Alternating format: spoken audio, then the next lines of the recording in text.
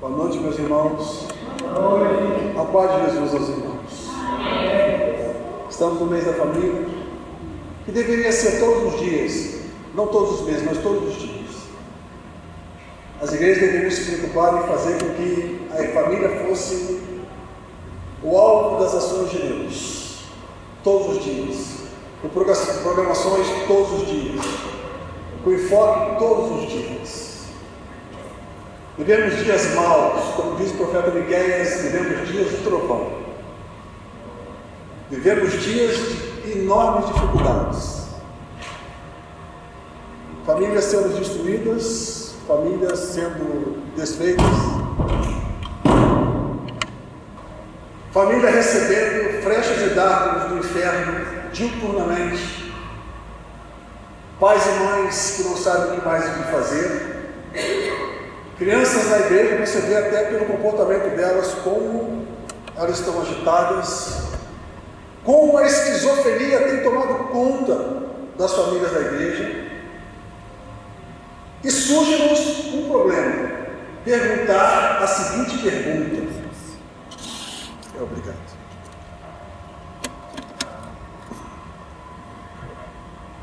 O que andam falando da sua família? O que andam falando da sua família? Para nós respondermos essa pergunta, nós precisamos de uma moldura, precisamos de um limite para pensar. Mas antes de lermos a palavra, vamos orar mais uma vez no nome de Jesus. Deus querido, nessa hora bendita, eu rogo que o Senhor faça o seu bem-querer. E eu te peço que, apesar de mim, usa-me para a tua glória. Usa-me com poder, usa-me com ousadia nesta hora, para exaltar o seu nome e trazer alegria aos nossos corações. É o que te clamamos, em teu nome, no nome precioso de Jesus. Amém. Amém. Como moldura, peço aos irmãos que abram suas Bíblias e mantenham-nas abertas, para que tenhamos o texto que vamos tratar nesta noite. Normalmente nós usamos um capítulo para pregar. Não vamos usar uma perícopa e nem tampouco um verso. Peço aos irmãos que me acompanhem e tenham em sua mente um meio verso. Abra suas Bíblias no Evangelho que está em Romanos capítulo 16 e vamos ler somente um meio verso.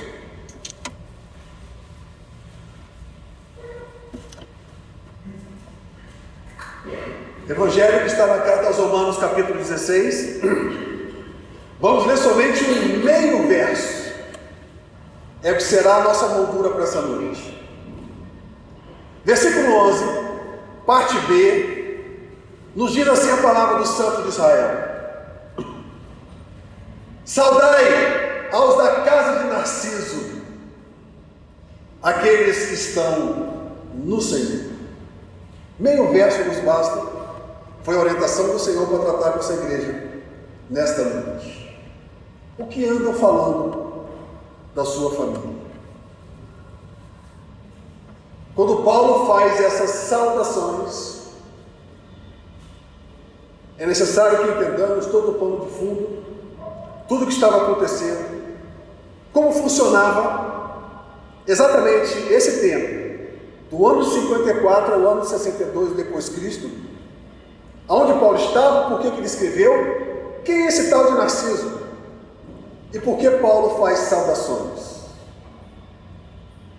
O maior e primeiro imperador romano chamava-se Júlio César, que foi sucedido por César Augusto César, que foi sucedido por Tibério César, que foi sucedido por Gaio Calígula César e finalmente foi sucedido por Cláudio Tibério César. Por que isso é importante? O imperador Cláudio, no ano 44 e 45, cria uma ordem de expulsar os judeus, os cristãos, os seguidores de Jesus de Roma. Não queremos mais vocês aqui. E todo mundo que era crente pensou, é melhor ir embora e pedir uma estratégia ao Senhor e depois vamos ver o que o Senhor faz.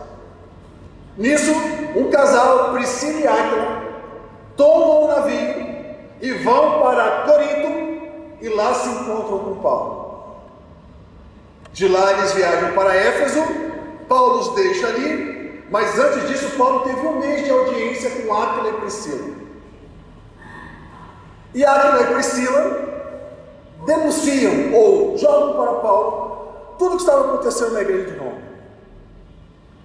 E no capítulo 16, todas as vezes que você vir essa palavra, saudai, essas pessoas que Paulo está mandando saudar, Paulo está usando a palavra grega aspasaste, que é um imperativo que significa aplaudam, façam festa, façam bolos, gritem de alegria por essas pessoas.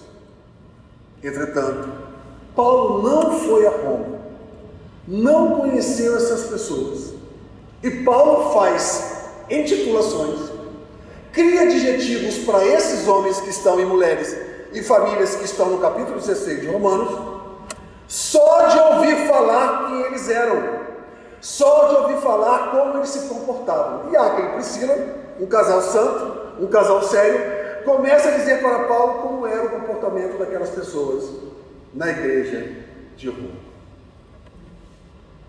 O pano de fundo está, como já falei para vocês, que Júlio César foi sucedido por Augusto César, que foi sucedido por Tibério, e finalmente o sobrinho de Tibério assume o Império Romano chamado Calígula. Ele reinou Roma só 4 anos, que foram 4 anos suficientes para transformar Roma na Nova Babilônia ou na Nova Sodoma e Gomorra. Ele era pederasta, ele era homicida, ele era homossexual, ele mandou matar o seu pai e teve relações com a sua avó até a sua irmã mais nova de 2 anos. Ele transformou Roma numa verdadeira degradação diante de Deus. Em Roma até hoje existem locais com as inscrições arqueológicas mostrando: aqui podem ter relações pagãs, aqui podem ter relações de grupo, ali você pode participar de um vomitório, ali você pode participar de bestialidades. As pessoas faziam essas práticas pagãs na rua, e os crentes da igreja de Roma passavam por isso. Em Roma havia uma expressão latina chamada pecunia non olet, significa dinheiro não tem cheiro. Porque Tibério César havia feito o seguinte: vamos criar um local para as pessoas poderem fazer as suas necessidades, fazerem as suas higienes. Entretanto, elas terão que pagar. Ele mandou cavar buracos, fazer fossas adequadas, mas cobrava um dobrão de ouro para que as pessoas pudessem fazer as suas necessidades. Roma tinha um cheiro absolutamente horrível. E o filho de Tibério disse: pai, Roma está cheirando mal. E ele pediu que o escravo fosse buscar um baú de ouro, daqueles dobrões, e trouxe. Deu para o seu filho cheirar e perguntou: filho, cheira essa moeda. O filho cheirou e perguntou: que cheiro tem? Ele disse: não tem cheiro de nada. E ele disse em latim: pecunia non olet, dinheiro não tem cheiro. Que Roma cheire mal, o problema de Roma, nós estamos ficando ricos. Esta era Roma da corrupção. Os senadores se matavam, os imperadores se matavam, as pessoas se traíam. O Coliseu era um local, um parque de diversões para os leões, para os gladiadores. Roma era um lugar tão terrível que, com certeza, naqueles dias nós, nos que estudam escatologia, diriam: Roma é a nova Babilônia. Esta era Roma, criada por Calígula, e não é nada diferente do que vivemos hoje. Não só nos países, mas todo o planeta. Homossexualidade de graça, roubalheira, prostituição, corrupção, mentiras, igrejas terríveis, falta de educação, de respeito, a moral não existe mais, as famílias destruídas. Esta era Roma, em que a igreja estava plantada. E quando Priscila e Áquila chegam para Paulo, eles vão dizendo, nome a nome, pessoa a pessoa. E nessa parte dele, versículo 11, ele traz para nós: saudai-os da casa de Narciso, os que estão no Senhor. Para Paulo fazer essa recomendação, o Espírito Santo de Deus testifica em Paulo que o testemunho dado por Priscila e Áquila sobre a família de Narciso era real, era concreto, era verdadeiro e cheio de justiça. E Paulo diz para Técio, o amanuense da carta, aquele homem que escreve a carta que Paulo está ditando, diz: saudai a Narciso, cuja família toda está no Senhor. A nossa preocupação tem sido muito com os de fora. Nós fazemos missões mundiais, nacionais, locais, gostamos de evangelismo. Mas Paulo, preocupado com as famílias, diz: olha, se você não tem a sua família salva, você não serve nem para porteiro de igreja, porque você não está salvando a sua família. Sua família está com problema, alguém está desarranjado, as coisas não estão boas. Como você quererá ser pastor se seus filhos não estão no Senhor? Como você quererá ser pastor se sua mulher gosta de uma novela? Como você quererá ser pastor se sua família está toda, vou usar uma expressão que eu gosto muito, desconchavada? Mas a família de Narciso estava no Senhor. Roma é esse lugar terrível em que vivemos hoje. Toda a minha família está no Senhor, para a glória do nome de Jesus. Meus filhos moram um pouquinho longe daqui, vivem num lugar frio, tanto espiritualmente quanto de temperatura, e todo dia nós os cobrimos com lágrimas, nós os cobrimos com oração, nós cobrimos o coração do Senhor com clamor, para que eles sejam livres da sedução do crepúsculo. Hoje, se perguntar para um jovem aqui, diga para mim de cor, Naum 2,9, o jovem nem vai saber que tinha Naum na Bíblia, muito menos Naum 2 e versículo 9. Nós não estamos protegendo nossas casas. Aí vem a pergunta inicial: o que anda falando da sua família? Ah, pastor, o que fala da minha família é problema de quem fala, não estou nem aí. Eu me preocuparei, porque vamos falar da sua família, o que realmente está acontecendo. E o que está acontecendo hoje, irmãos, é que as famílias não estão no Senhor. Essa expressão usada por Paulo, ontos em Kyrion, no Senhor, dentro do Senhor, ela aparece com seus correlatos em Cristo, em Deus, no céu e no Espírito. Todos os correlatos aparecem 731 vezes em todo o Novo Testamento. E sabe o que significa? Que se você está dentro da igreja, a igreja está te circundando. Se você está em Cristo, você está dentro dele, ele está totalmente te envolvendo. E você, quando está em Cristo, você está numa cobertura de Deus. Cobertura de Deus. E grande número de pessoas tem saído da cobertura.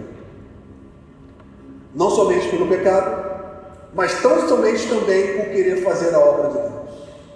O jeito mais fácil de sair da cobertura de Deus é querer fazer o que Deus quer que você faça, mas fora do tempo e fora da ordem de Deus. São da cobertura. São da cobertura. Homens do Antigo Testamento tentaram ser profetas, morreram.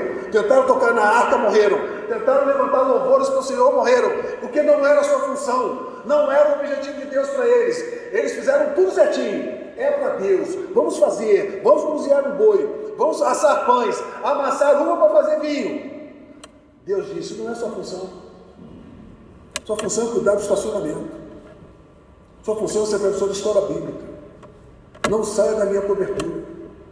Normalmente as famílias estão querendo status, cargos e posicionamentos, esquecendo que o melhor posicionamento é estar em Cristo, na cobertura de Cristo. E como é que a família de Narciso estava ontos em Cristo, dentro de Deus, no lugar daquele, como já narrei para os irmãos, chamado Roma. Primeiro, e o mais importante, eles não viram Jesus, mas aquela palavra entrou e achou guarida e achou espaço. Ele vai ressuscitar, vamos andar direito. Ele voltará, vamos andar direito.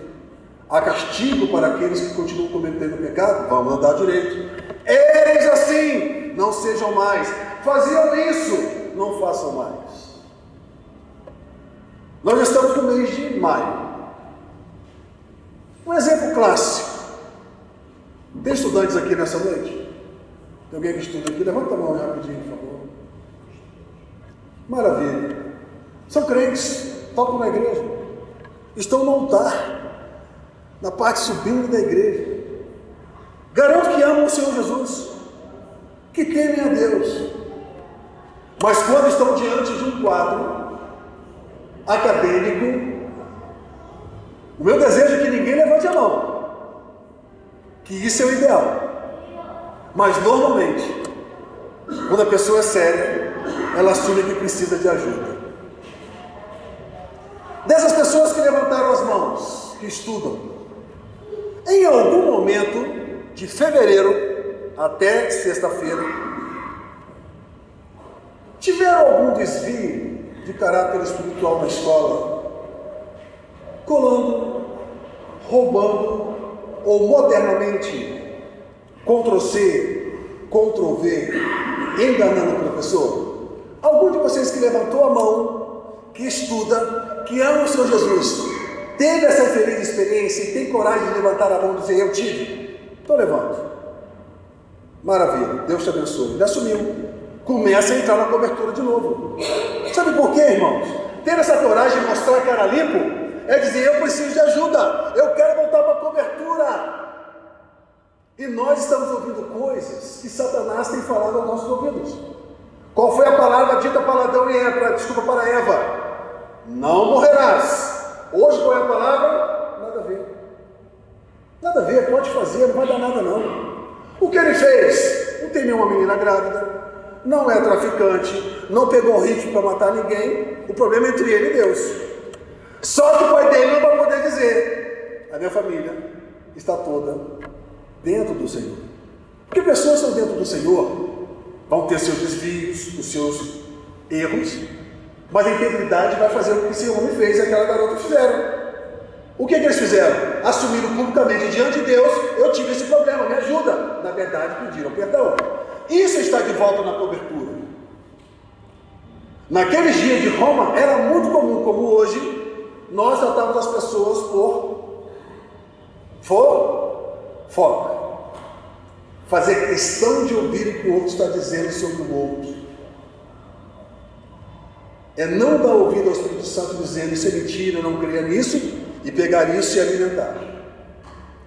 As famílias são tão destruídas, na verdade estão tão felizes, mas desgraçadamente felizes, que não conseguem se comportar de modo que alguém possa dizer: bem-aventurado é a sua casa, porque vocês todos estão no Senhor. Quando você está no Senhor, a sua vida caminha muito perto da estatura de varão perfeito que se chama Jesus. Não é que você não cometa erros, você cometerá menos erros, com menos intensidade e com menos frequência. A questão toda estamos no Senhor. Que quando estamos no Senhor, nós estamos na cobertura. E quando o crente sai da cobertura, os problemas vêm a reboque. E que problemas são esses? Muitos crentes abandonaram a fé em Roma por causa das mortes. Ah, pastor, o senhor vai vir com essa história de Apocalipse de novo, que vão entrar aqui exército com rifle e vão dizer: os que querem, que são de Jesus, ficam aqui que vão morrer, os que não são, ficam aqui. Não, vou dar outros exemplos melhores para vocês. Eu não me lembro o nome do pastor. Eu estava no meu 3º ano de seminário. Eu fui pregar numa igreja chamada Igreja Batista Jardim Penha, em São Paulo, perto da Igreja Batista Penha, onde fica aquela famosa maior ceasa que tem no país. Aquele pastor é um homem de negócio, é um empresário de tamanho médio, tinha uma empresa num prédio enorme, a fábrica era embaixo, os escritórios em cima, e ele, inspirado por Deus, colocou um anúncio em São Paulo. Imagina se isso também seria em Brasília. 200 vagas para ensino médio, português e matemática, salário hoje R$ 1.800. Os irmãos concordam que daria fila, muita fila. E no prédio dele, que fica no Jardim Penha, deu 4 ou 5 voltas de pessoas. Todos que estavam na fila foram recebidos, preencheram a fichinha lá com os documentos. Mas na fichinha, irmãos, tinha uma frase lá embaixo, escrita como se fosse aquelas letras de seguro, letras bem pequenininhas. Estava escrito a seguinte coisa: se você é crente e ama Jesus, amassa essa folha e joga fora e vai embora. Ninguém fez isso, todos ficaram lá. Nisso ele contratou as 200 vagas, precisava mesmo, contratou as pessoas trabalhando. Mas ele via pelas câmeras e tinha as pessoas que oravam antes de comer, tinha as pessoas que se reuniam para conversar e liam a Bíblia, tudo pelas câmeras. E aí depois começou a chamar essas pessoas. Olha, mostrava, eu estou vendo você orar. Mas não estava escrito no papelzinho lá na folha que você deveria amassar e ir embora, se você fosse crente. Ah, mas eu precisava, e eu estou aqui orando pelo seu negócio. O pastor se apresentava: olha, eu sou o pastor fulano de tal, eu sou dono dessa empresa, eu sou pastor daquela igreja, e você está demitido. Mas pastor, eu não preciso desse emprego. Não, não precisa, você traiu Jesus. Você vai voltar para o desemprego, para você, na confiança de Deus, voltar para a cobertura de Deus. Porque você traiu Jesus, não porque veio alguém com arma te ameaçar, você traiu Jesus por R$ 1.800. E chamou os outros 94 crentes que estavam lá e demitiu todos, porque todos tinham saído da cobertura e traído a confiança de Deus e a glória de Jesus. Nós não precisamos de muito para trair o Senhor, não precisamos. Sabe quando a pessoa tropeça e cai na rua? Nossos pais nos ensinaram: no rio não, que é feio. Mas fala a verdade, quando alguém tropeça, o que a gente faz na hora, irmãos? Você vira para um lado e para o outro e dá um jeito de rir. Nós somos traídos e nós saímos da cobertura com esses comportamentos. Não nos importamos com as menores coisas. Há pessoas que dão mais valor. Quando eu disser essa palavra aqui, não tem nada a ver com gostar ou não gostar, só estou dando um exemplo. Há pessoas que são capazes de discutir sobre quem é Flamengo, qual a escalação, quanto ganha cada jogador, mas não sabe citar na 1, 2, 9. São pessoas que são capazes de discutir por ideologias políticas, por aquele ou aquele partido, por esse ou aquele presidente, mas não conseguem defender a fé. Saiu da cobertura. Volta à pergunta inicial: o que estou falando da sua família? O que andam falando da sua família? O que andam falando do que você pensa, como você se comporta, como você se veste? Qual o trato que você tem, se for homem com sexo oposto, se for mulher com sexo oposto, que são os homens? Como se comportam as crianças? O que eles estão aprendendo conosco? O que alguém, se viajasse agora daqui, o Piauí ou o Nordeste aqui perto, né? Aqui em cima. Se fosse para o Nordeste e dissesse: olha, tem uma igreja chamada Igreja Batista Backside, que fica em algum lugar de Samambaia. Lembre-se, irmãos, eu estou novo aqui em Brasília, então quando eu disser assim, não é desprezo não, porque eu não conheço mesmo. Ainda é ignorância da minha parte. Que fica em algum lugar de Samambaia, que é no Distrito Federal em Brasília. Naquela igreja eu quero te falar sobre a irmã do som, a irmã da mídia, a irmã do som. O que ele vai dizer? Ah, pastor, eu estou preocupado com isso não. Aí vem com aquela história de Satanás. Deus conhece meu coração, Deus sabe como eu estou por dentro. Só que João, quando está pertinho de morrer, escrevendo a primeira carta, ele diz: se você disse andar na luz como ele andou, então ande na luz. E andar na luz é estar nessa claridade que nós estamos aqui. As pessoas estão vendo. O mundo está preocupado com o que você, o mundo espera que nós nos manifestemos. E manifestação de qual maneira? Como filho da luz. E o que é um filho da luz? Aí nós vamos fazer a resposta como nós chamamos de resposta inversa. O filho da luz é aquele que não faz os comportamentos das trevas. Pastor, é só pecado que é das trevas? Não. Há coisas crentes que são das trevas. Dá um exemplo, pastor. Sabe aquela história que o pastor aqui usou um exemplo clássico do dízimo? Se você vem preparado, traga seu dízimo e sua oferta para servir ao Senhor. Mas há grupos que dizem, traga seu dízimo, traga sua oferta, jogue também a chave do seu carro, a escritura da sua casa, traga até se for possível, sua alma. Não teria um pecado nisso. Só que isso é de trevas, não é de luz. As igrejas batistas, agora eu vou falar do grupo que é nosso, que estão assumindo o papel de permitir que haja a influência satânica na igreja, com a teologia liberal, com a ideologia de gênero, com o poliamor, com a aceitação de comportamentos que não são de homens nem são de mulheres, santos e santas em Deus. E quando Priscila e Áquila falam para Paulo, a casa de Narciso passou por aquela Roma, a casa de Narciso, as pessoas de lá têm um comportamento, Paulo, que eles estão no Senhor. A grande discussão aqui não é se você vai ter mais habilidades espirituais, ser melhor pregador, ou melhor guitarrista, ou instrumentista. A questão que nós estamos tratando é como você se comporta, para que as pessoas você possa responder essa pergunta que fazem a seu respeito. O que anda falando de você? O que anda falando da sua família? Você pode responder, pastor, não me importa. Deus conhece meu coração. Mas Priscila e Áquila disseram, os filhos de Narciso, a esposa de Narciso, os parentes de Narciso, tinham um comportamento ilibado, um comportamento santo, diante das realidades que tinha Roma. Pense em 10 segundos, irmãos. A narrativa do filho de Roma é diferente da narrativa de Brasília, é diferente da narrativa do Rio de Janeiro. Esta madrugada, numa cidade no Ceará, Camocim, um policial civil entrou, pegou um rifle e atirou nos colegas. E saiu rindo, matei todo mundo.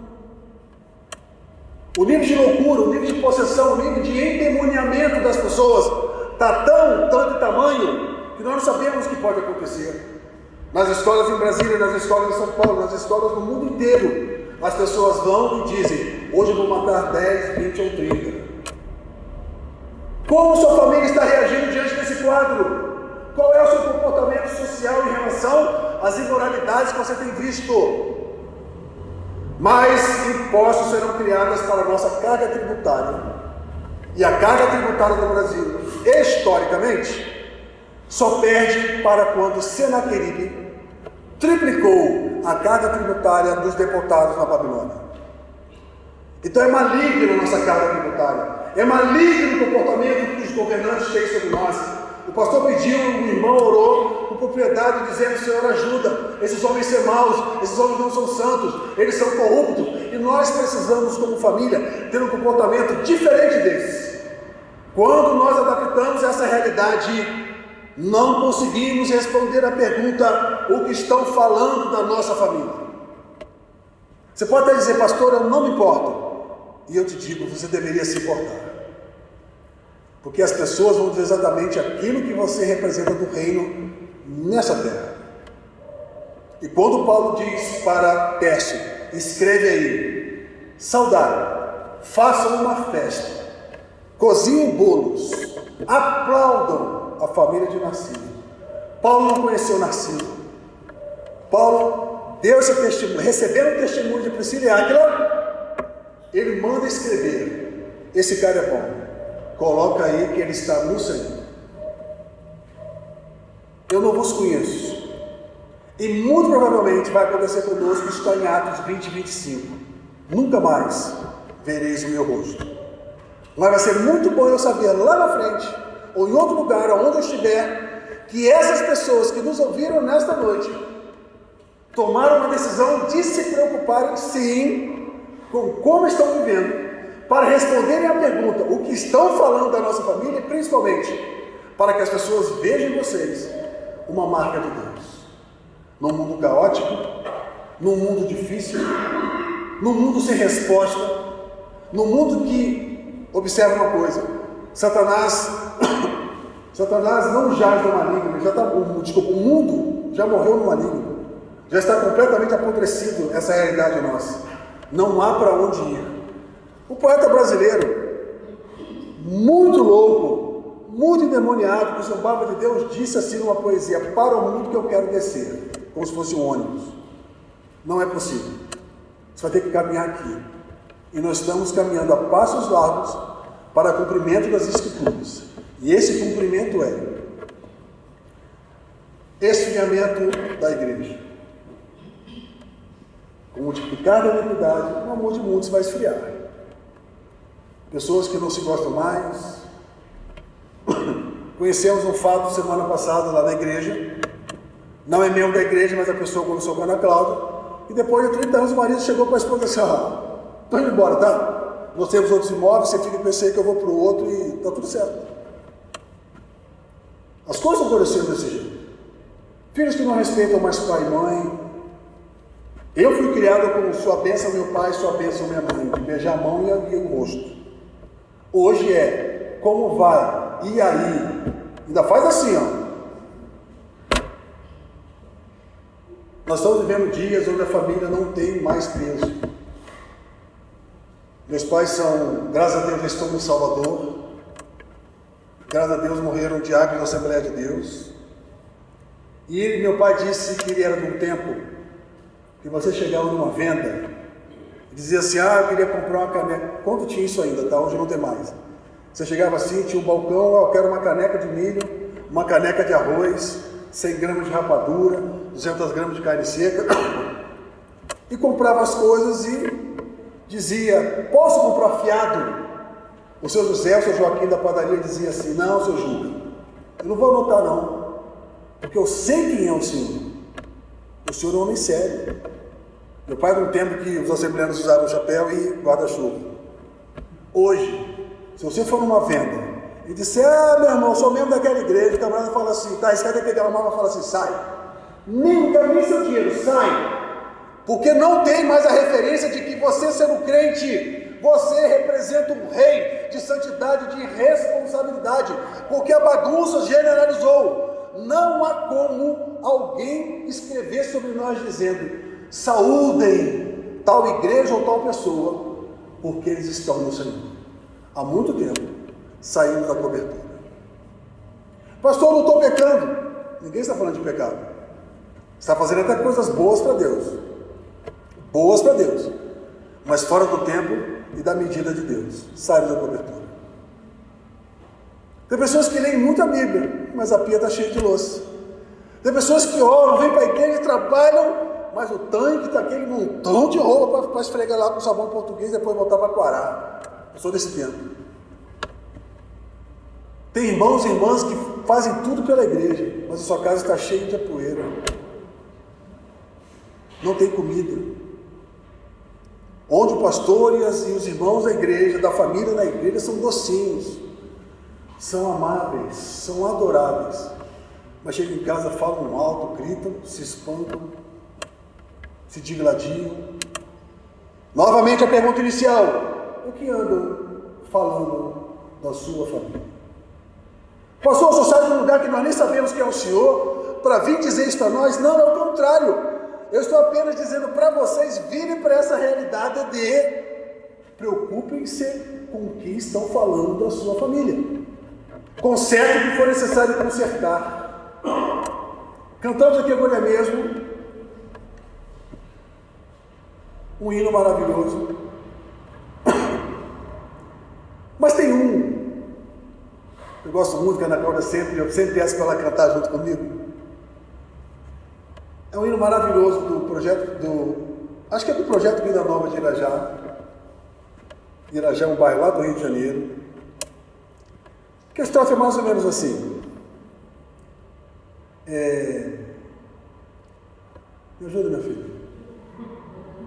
Isso, lembrei. Orando juntos, ficando juntos, tempestades resistiremos, confiando no Senhor. Lado a lado, pais e mães, irmãos e irmãs, com alegria e amor. Minha casa e eu serviremos ao Senhor. Minha casa e eu serviremos ao Senhor, minha casa e eu. Mas quando Josué fala isso, dá a impressão que Josué não servia. Porque se ele disse, eu e a minha casa serviremos, significa que ele não estava. O verbo está no presente. Josué disse, vocês escolhem o que vocês vão fazer. Eu e minha casa servimos ao Senhor. Eles já serviam o Senhor e morreram servindo ao Senhor. Não foi uma decisão de começar, foi uma decisão de mostrar, nós continuaremos. E que decisão foi essa? Josué teve uma opção radical pelo reino de Deus. Morrer pelo Senhor, como um herói da fé. E ele disse, eu e minha casa servimos. Como? Opções radicais pelo reino. Falar de Jesus o tempo todo, ler a Bíblia o tempo todo, servir ao Senhor com alegria, ser cheio do Espírito o tempo todo, para que você possa responder a pergunta, o que estão falando da sua família? A resposta vai ser, aquela família anda direito, aquela família está passando por lutas, mas estão juntos, pai e mãe orando, vão superar as ondas que vêm por aí. Aquela família lá está no Senhor, aquela família não fica de ondinha. Para as mulheres, como Paulo diz, dizendo para as irmãs, para as presbúteras da igreja de Éfeso, olha, não fiquem como as mulherezinhas desavergonhadas e desocupadas, que ficam de casa em casa conversando sobre a vida alheia. Paulo já colocou para as mulheres, então isso não pode. Homens, sejam razoáveis, parem de jogar baralho, parem de ficar de conversa, parem de fazer piada, parem de usar gíria, para que vocês possam responder, queridos, o que andam falando da nossa família, e as respostas serão as mais positivas. Aquela família não é perfeita não, tá? Mas aquela família, ele tem uma coisa, você viu essa expressão, irmãos? Tem uma coisa neles, tem uma força neles, tem uma luz neles. Essas expressões do mundo. Mas essa expressão traduz, sabe o quê? Aquela família está no Senhor. Aquela família está dentro de Deus. Vocês sabem de cor comigo falar Gálatas 2:20? Nós podemos falar de cor? Todos falar? Sem ler a Bíblia. De cor, todos podemos falar juntos? Não vivo, mas a vida que eu vivo agora, percebeu? Essa é a nossa divisa. Não sou eu que vivo mais, Cristo vive em mim. Se Ele vive em mim, eu estou dentro dele. E se eu estou dentro dele, eu estou na cobertura. Eu estou na cobertura. E encerra a minha palavra nessa noite para os irmãos dizendo, não deixe nenhuma brecha na sua vida. Há uma lenda do grego, e todo mundo sabe o meu amor por essas coisas. Aquiles era um grande herói grego, grande herói, estava com armaduras, e lutava e matava, até que um arqueiro percebeu o quê? Que tinha um pedacinho do corpo dele que estava descoberto. Alguém se lembra de qual parte? O tendão de Aquiles. No que levou uma flechada, perdeu suas forças. E um detalhe, se fosse o calcanhar daria certo, dava para consertar, mas o tendão, você não consegue andar mais, você fratura, você parte, você não consegue andar mais. E o que Paulo vai nos ensinar em Efésios capítulo 6, a partir do versículo 10, olha, tem um capacete para cobrir a cabeção, e tem o meu, no meu caso seria um senhor capacete. Olha, tem um escudo, tem uma couraça, tem as botas e tem os sapatos. Ficou alguma parte de fora? Ficou, irmãos? Paulo cobriu tudo. A Gisele falou do cinto, mas a couraça já estava cobrindo. O cinto seria só de autoridade e de enfeite, ou onde ele guardaria aquele cinto de utilidade do Batman, onde teria faca e outras coisas mais. Paulo está dizendo, fiquem nessa cobertura, capacete, escudo, couraça. Você vai ter o seu vestido, você vai ter as canelas que estão cobertas, e principalmente os sapatos de justiça que vão cobrir seus pés. Não deixem a sua família fora da cobertura. E a resposta que vão fazer, a resposta à pergunta que vão fazer para você é: O que anda falando da sua família? E a resposta será: uma família que anda na luz, uma família que tem problemas, mas também tem caráter para assumir publicamente. E toca aqui, né? Estava no altar, assumiu, que bom, santidade ao Senhor. E as respostas serão: nós continuamos lutando, orando juntos, ficando juntos, tempestades resistiremos. Pais e mães, irmãos e irmãs, minha casa e eu servimos ao Senhor. Opção radical pelo Reino. E numa nova carta de Paulo ele vai dizer: saudai a todas as pessoas da Igreja Batista Bethsaida em Samambaia, Distrito Federal, porque é uma igreja cujas pessoas estão no Senhor. Assim seja, assim diz o Senhor. Amém.